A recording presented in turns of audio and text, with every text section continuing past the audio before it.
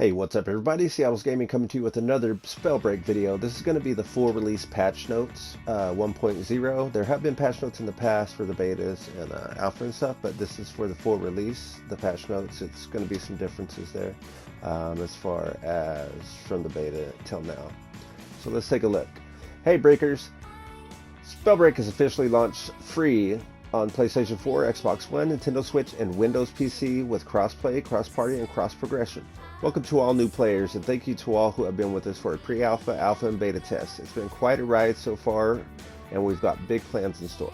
In the coming weeks, we'll be rolling out information about what we're working on, ways you can get involved, and more. But before we get there, let's get to the patch notes. We're going to depart slightly from the usual format where I talk about most of the changes and the reasoning for them simply because they are just too many. Instead, I'm going to summarize a group similar things together into single bullet points. Don't worry though, in future patches I'll be back at it pulling things apart so you can see everything that's gone in. Before we go to the notes, I want to call something extra special out at the top. In celebration of the launch, as a special thanks for supporting us for a limited time, everyone who plays will receive a free Gloom outfit. You'll find it in the collections when you log in. And this is from the devs of Spellbreak. They are giving out this skin, and when you do log in, you can click over to the collections tab and it will be in there. It's a pretty cool skin, and I'll show you what it looks like right here.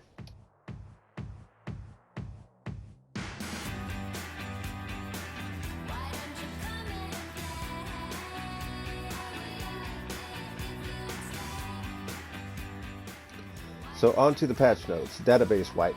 In order for everyone to start on an even footing, we've wiped game data from the beta. If you previously purchased a founder pack or received promotional outfit, Hollow, Treeline, Pioneer, etc., you'll still have it in your collection. Rewards earned for the progression have been reset. However, this will be the last wipe we'll be doing. So have fun ranking up and earning those juicy rewards. Platforms. All new and returning players are required to create a Spellbreak account in order to play. You can now play Spellbreak on Microsoft Xbox One and Nintendo Switch. There's now a Spellbreak account that you can link your Epic, PlayStation, Switch, Xbox, and it will share progression across all platforms. Friends can be added via the Spellbreak account ID, and trophies are now available on PlayStation achievements on Xbox. So you can add your friends from PC, Switch, whatever. So that's pretty good. And so next we have game mode and servers. For release, we have the following servers regions available: US East, US West, EU, South America, Australia, and Japan. Each server will feature squads exclusively at launch, with solos and duos returning at a later time. So right now it's only squads, but don't worry, they are bringing solos and duos back soon. For the store, Spellbreak Store is now live, featuring a rotating set of items. You can now buy and spend gold to deck yourself out in the latest Battle Mage finery. Players with Founders Packs will automatically receive all their in-game rewards. The Gold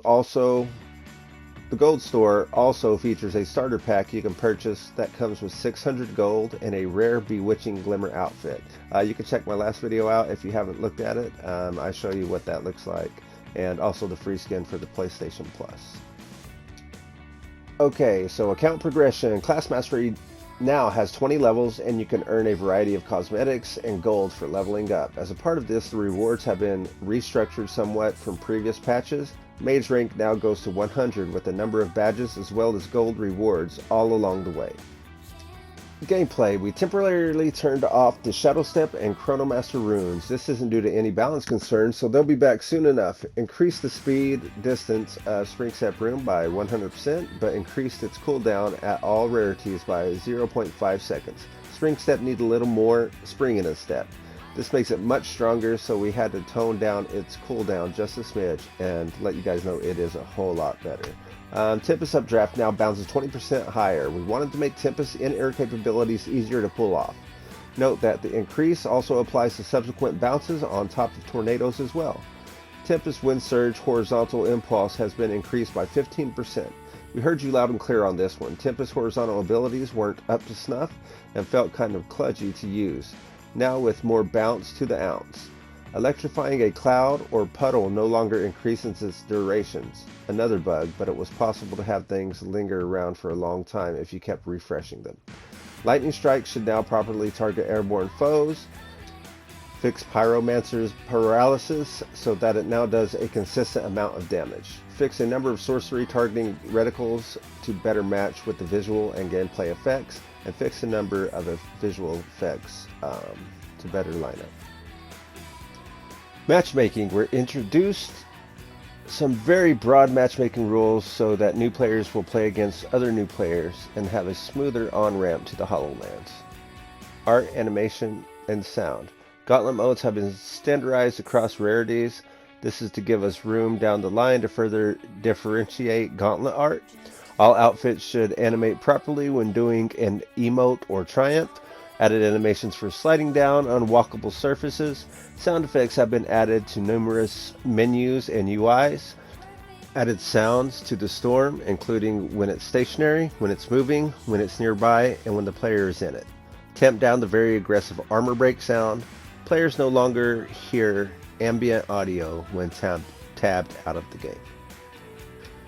Okay, world. Each of the following have been heavily polished and in some cases redesigned. Dustpool, Gritfield, Stonetooth Mountain, Hemwood, Ruby Grove, Dead Moss, Fort Halcyon, and Shadow Grace. So I think this is really cool. They definitely hooked up a lot of these places. They look a whole lot better. It's better for the game. They've removed some stuff from Halcyon. They've added some trees, some other places, different colors, things like that.